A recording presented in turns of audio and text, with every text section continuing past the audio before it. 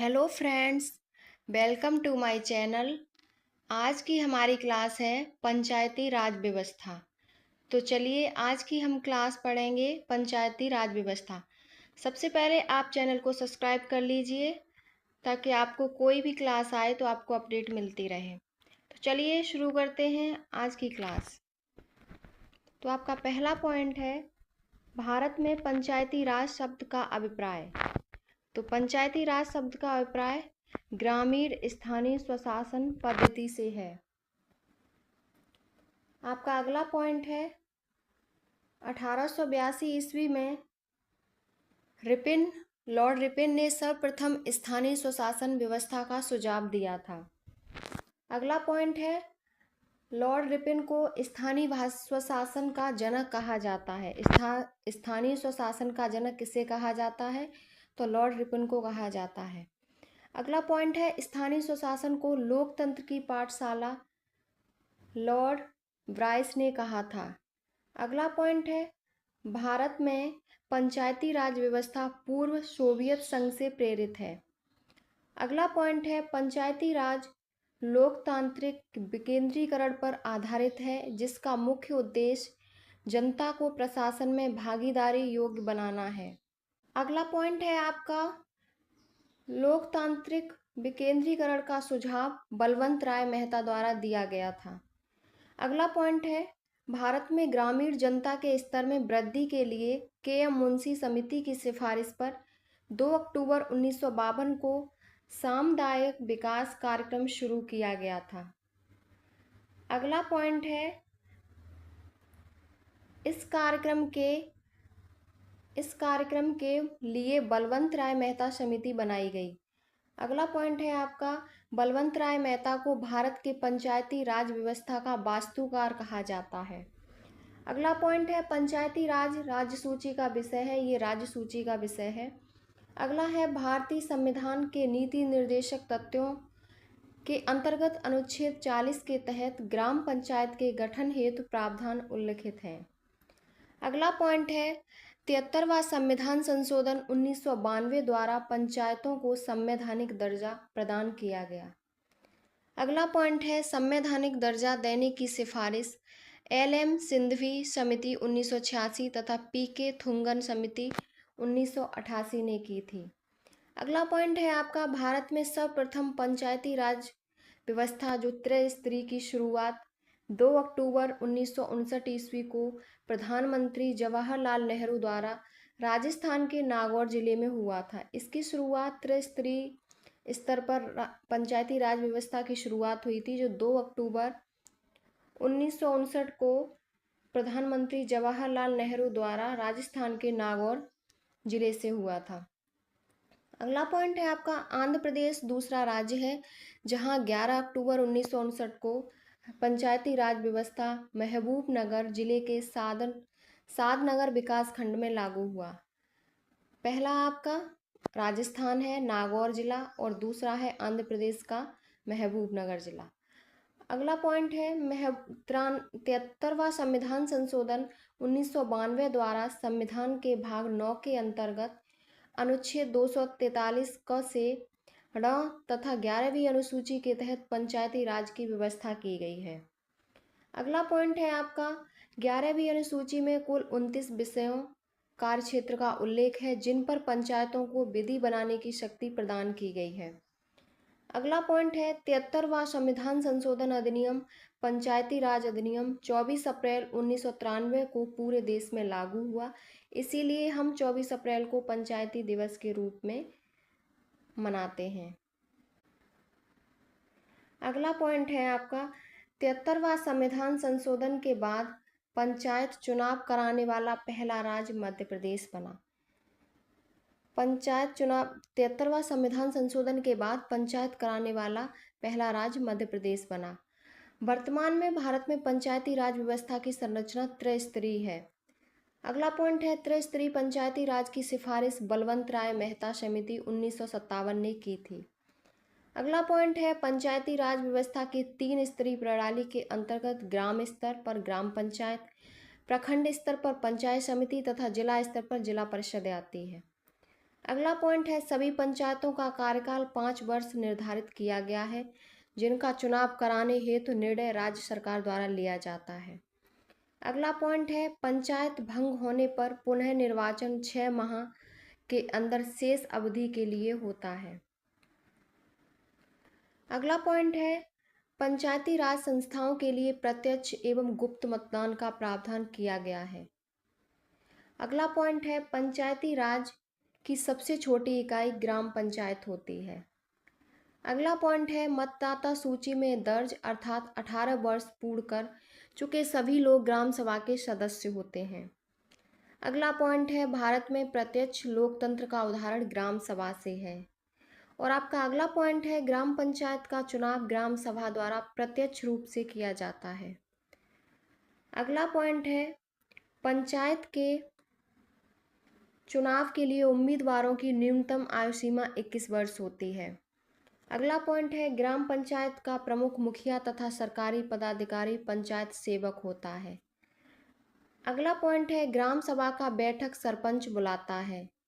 और आपका अगला पॉइंट है सरपंच को उसके कार्यकाल के 2 वर्ष बाद 2/3 बहुमत द्वारा हटाया जा सकता है। अगला पॉइंट है सरपंच हेतु जमानत राशि 200 रुपये तय की गई है। अगला पॉइंट है वैध मत का 1/6 भाग प्राप्त करने में असफल व्यक्ति को जमानत राशि जब्त की जाती है। अगला पॉइंट है ग्राम पंचायतों के आय का स्रोत मेला एवं बाजार कर है। अगला पॉइंट है पंचायती व्यवस्था के अंतर्गत अनुच्छेद 243 घ के तहत महिलाओं के लिए 1/3 33% आरक्षण की व्यवस्था है। अगला पॉइंट है अगस्त 2009 में पंचायती राज में महिलाओं के लिए 50% आरक्षण को कैबिनेट ने मंजूरी प्रदान कर दी थी। अगला पॉइंट है ग्राम पंचायत में सदस्यों की संख्या 10 या अधिकतम 20 होती है। अगला पॉइंट है ग्राम पंचायत का गठन 1000 से अधिक आबादी वाले गांव में किया जाता है। और आपका अगला पॉइंट है ब्लॉक या मतलब खंड स्तर पर पंचायत समिति एक प्रशासनिक प्राधिकरण है। अगला पॉइंट है पंचायत समिति ग्राम पंचायत एवं जिला के मध्य संपर्क स्थापित करता है। अगला पॉइंट है पंचायत समिति के प्रमुख विभिन्न राज्यों में प्रमुख चेयरमैन प्रधान आदि कहलाता है। गांव में प्रधान होता है और शहर में जहाँ नगर निगम होता है वहाँ चेयरमैन होता है। पंचायत समिति का सचिव प्रखंड विकास BDO होता है। अगला पॉइंट है ब्लॉक और जिला स्तर पर अध्यक्षों का निर्वाचन अप्रत्यक्ष रूप से होता है। अगला पॉइंट है ग्राम पंचायत के बैठक के लिए 1/3 सदस्यों को उपस्थित होना अनिवार्य होता है। अगला पॉइंट है पंचायती राज्य की सबसे बड़ी संस्था जिला परिषद होती है, जिसका चेयरमैन जिला अधिकारी होता है। अगला पॉइंट है जिला परिषद का मुख्य कार्य समन्वय एवं पर्यवेक्षण है। अगला पॉइंट है स्थानीय सांसद और विधायक जिला परिषद के पदेन सदस्य होते हैं। अगला पॉइंट है भारत में कलेक्टर पद का सृजन 1772 ईस्वी में वॉरेन हेस्टिंग द्वारा किया गया था। अगला पॉइंट है केंद्र सरकार में ग्रामीण विकास मंत्री पंचायती राज के विभिन्न अंगों की निगरानी करते हैं। अगला पॉइंट है अरुणाचल प्रदेश राज्य में पंचायती राज प्रणाली नहीं है। अरुणाचल प्रदेश राज्य में पंचायती राज प्रणाली नहीं है, बाकी भारत में सब में है। अगला पॉइंट है पंचायती राज संस्थाएं अपनी निधि हेतु सरकारी अनुदान पर निर्भर करती हैं। अगला पॉइंट है पंचायत स्तर पर राज्य सरकार का प्रतिनिधित्व ग्राम सेवक करता है। और अगला पॉइंट है पंचायती राज व्यवस्था के अंतर्गत द्विस्तरीय संरचना का सुझाव अशोक मेहता समिति 1977 ने दिया था। अगला पॉइंट है द्विस्तरीय प्रणाली के अंतर्गत ग्राम स्तर एवं मंडल पंचायत तथा जिला स्तर पर जिला परिषद शामिल है। अगला पॉइंट है पंचायती राज व्यवस्था के अंतर्गत टैक्स लगाने की सिफारिश अशोक मेहता समिति ने की थी। 73वें संविधान संशोधन कानून के अंतर्गत 20 लाख से अधिक जनसंख्या वाले प्रदेश को पंचायती राज की त्रिस्तरीय प्रणाली तथा 20 लाख से कम आबादी वाले प्रदेश में द्विस्तरीय प्रणाली लागू करने की बात कही गई। अगला पॉइंट है पंचायती राज व्यवस्था के अंतर्गत 4 स्तरीय संरचना का सुझाव पीबी के राय समिति 1985 ने दिया था। अगला पॉइंट है 4 स्तरीय संरचना के अंतर्गत ग्राम स्तर पर ग्राम सभा, मंडल स्तर पर मंडल पंचायत और जिला स्तर पर जिला परिषद तथा राज्य स्तर पर राज्य विकास परिषद आदि आते हैं। और आपका अगला पॉइंट है पश्चिम बंगाल ऐसा राज्य है जहां 4 स्तरीय पंचायत व्यवस्था अपनाई गई है। पश्चिम बंगाल ऐसा राज्य है जहां 4 स्तरीय पंचायत व्यवस्था अपनाई गई है, बाकी पूरे भारत में 23 स्तरीय और अरुणाचल प्रदेश में कोई पंचायत व्यवस्था नहीं है वहाँ। चलिए शुरू करते हैं इसका टेस्ट पेपर, पंचायती राज व्यवस्था का टेस्ट पेपर। तो चलिए शुरू करते हैं। आज का पहला क्वेश्चन है आपका, किस समिति ने पंचायती राज को संवैधानिक दर्जा देने की अनुशंसा की थी? LM सिंघवी समिति, अशोक मेहता समिति, बलवंत राय मेहता समिति, के संथानम समिति। तो आपका राइट ऑप्शन होगा ए, LM सिंघवी समिति। अगला क्वेश्चन है पंचायती राज अधिनियम कब लागू हुआ? तो पंचायती राज अधिनियम 24 अप्रैल 1993 को लागू हुआ। ए ऑप्शन आपका सही है। अगला प्रश्न है बिहार राज्य में पंचायत कितने स्तर पर लागू है? तो बिहार राज्य में पंचायत 3 स्तर पर लागू है, त्रिस्तरीय व्यवस्था लागू है। अगला क्वेश्चन है भारत में स्थानीय स्वशासन का जनक किसे कहा जाता है? तो भारत में स्थानीय स्वशासन का जनक लॉर्ड रिपन को कहा जाता है। अगला पॉइंट है भारतीय संविधान के किस भाग में पंचायती राज से संबंधित प्रावधान हैं? तो भाग 9 में पंचायती राज से संबंधित प्रावधान है। अगला प्रश्न है पंचायती राज अधिनियम में सबसे निम्न स्तर पर कौन सी संस्था कार्य करती है? तो सबसे निम्न स्तर पर ग्राम सभा कार्य करती है। अगला क्वेश्चन है भारत में पंचायती राज व्यवस्था को किसके सिफारिश के आधार पर लागू किया गया था? तो भारत में बलवंत राय मेहता समिति की सिफारिश पर लागू किया गया था। बी ऑप्शन आपका। अगला प्रश्न है पंचायती राज व्यवस्था का वर्णन किस अनुच्छेद में किया गया है? तो पंचायती राज व्यवस्था का वर्णन अनुच्छेद 40 में किया गया है।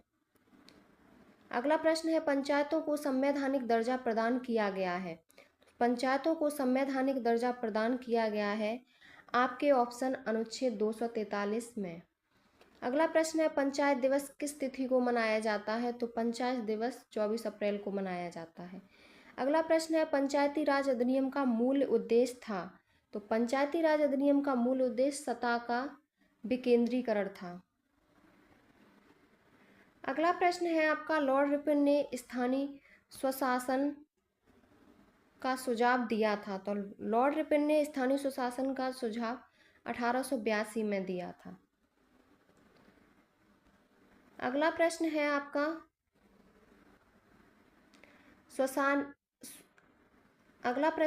स्थानीय स्वशासन को लोकतंत्र की पाठशाला किसने कहा?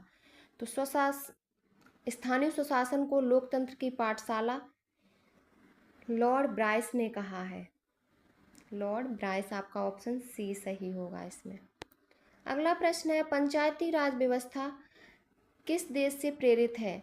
तो ये पूर्व सोवियत संघ से प्रेरित है। अगला प्रश्न है 73वां संविधान संशोधन 1992 के बाद पंचायत का चुनाव सर्वप्रथम कहाँ पर किया गया? तो पंचायत का चुनाव सर्वप्रथम मध्य प्रदेश में किया गया। सबसे पहले मध्य प्रदेश में। राजस्थान में तो आपके पंचायती राज व्यवस्था लागू की गई सबसे पहले नागौर जिले से, और चुनाव मध्य प्रदेश में हुआ है। अगला प्रश्न है ग्राम पंचायत किस स्तर पर कार्य करती है?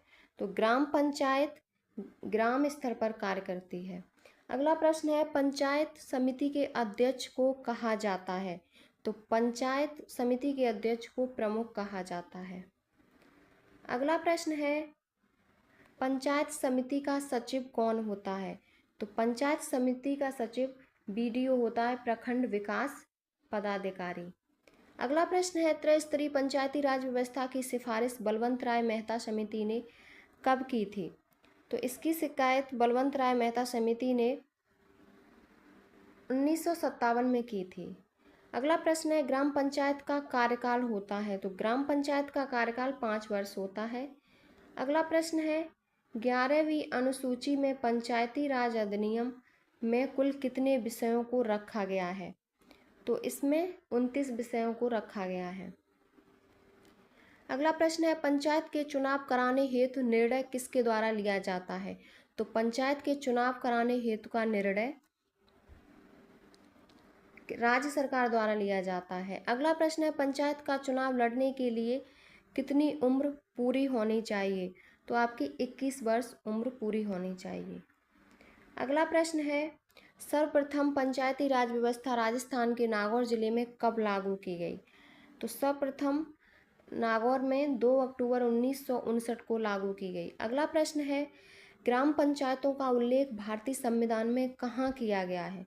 तो ग्राम पंचायतों का उल्लेख भारतीय संविधान में नीति निर्देशक तत्वों में किया गया है। आपका अगला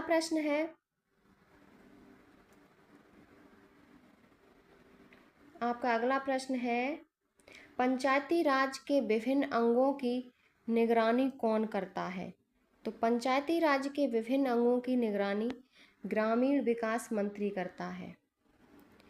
अगला प्रश्न है, नगर निगम का अध्यक्ष कौन होता है? तो नगर निगम का अध्यक्ष मेयर होता है। अगला प्रश्न है, ग्राम पंचायतों के आय का स्रोत कौन सा है? तो इसके आय का स्रोत मेला एवं बाजार होता है। अगला प्रश्न है, अशोक मेहता समिति का गठन कब हुआ था? तो अशोक मेहता समिति का गठन 1977 में हुआ था। अगला प्रश्न है, अशोक मेहता समिति ने पंचायत को कितने स्तर पर लागू करने की सिफारिश की थी? तो अशोक मेहता समिति ने पंचायत को 2 स्तर पर लागू करने की सिफारिश की थी। बलवंत राय समिति ने 3 स्तर पर। अगला प्रश्न है, स्थानीय शासन की शक्तियाँ किसके द्वारा प्रदत्त होती हैं? तो स्थानीय शासन की शक्तियाँ